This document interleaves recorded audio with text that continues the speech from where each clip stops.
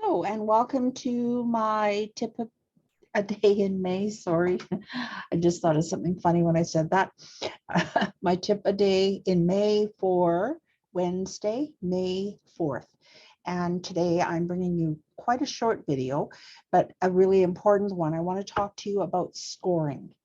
All right, so first of all, I have two of my scoring tools here with me right now. All right, this is a small one.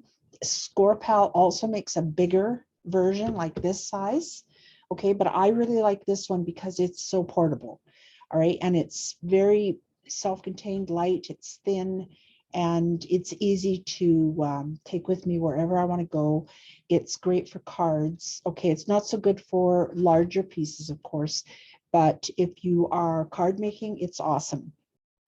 And it has a little scoring tool right here like this. It's quite thin, has a point on it.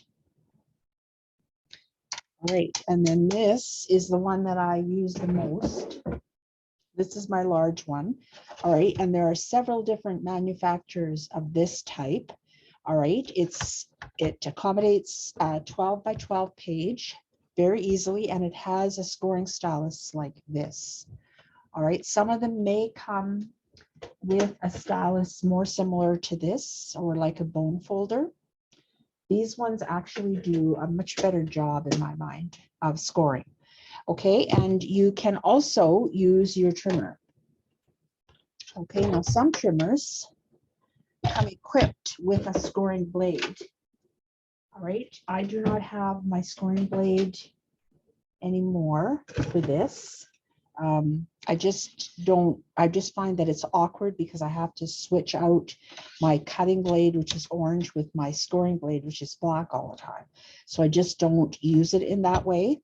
However, you don't really need a blade to use your trimmer as a scoring tool.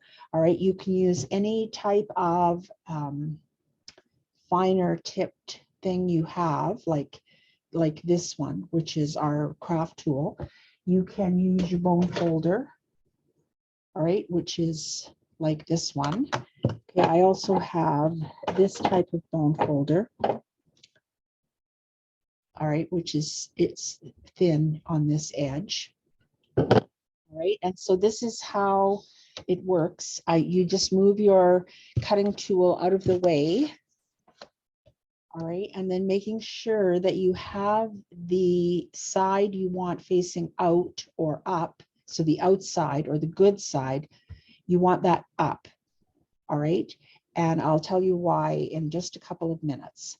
Okay, so what I'm going to do here is just put this down now, and I'm just going to gently press along the blade edge, or not the blade edge, the guide edge. Okay, so right here along where my cutter would cut if I was using the cutting blade. All right, and so that when I lift it up, all right, I have a nice scored piece right there. All right, now I'll show you that again. And this time I'm going to use this is the tool from the Score Buddy. And you want to just practice so that you get the right amount of pressure. You don't want to go all the way through your cardstock. You just want to bend those fibers so that you've got a line to fold nicely on. All right. Okay, so there are 3 different ways that you can do your scoring. If you are lucky and you have a close to my heart rep, you can actually purchase card bases that are pre-scored. All right, so they come open like this, and then you just have to fold them up, use your bone folder, and you're ready to go. And they also come in the slimline size. All right, so that is that part. The other thing that I wanted to talk to you about is doing your scoring on how you know which side to do your scoring on. Okay, so as I said earlier, you want to have the good side, or the side that's facing out or up, on the top, on top. All right. And so whatever's going to be on the back or inside is going to be on the bottom. All right. So I'm just going to score this at 3 inches.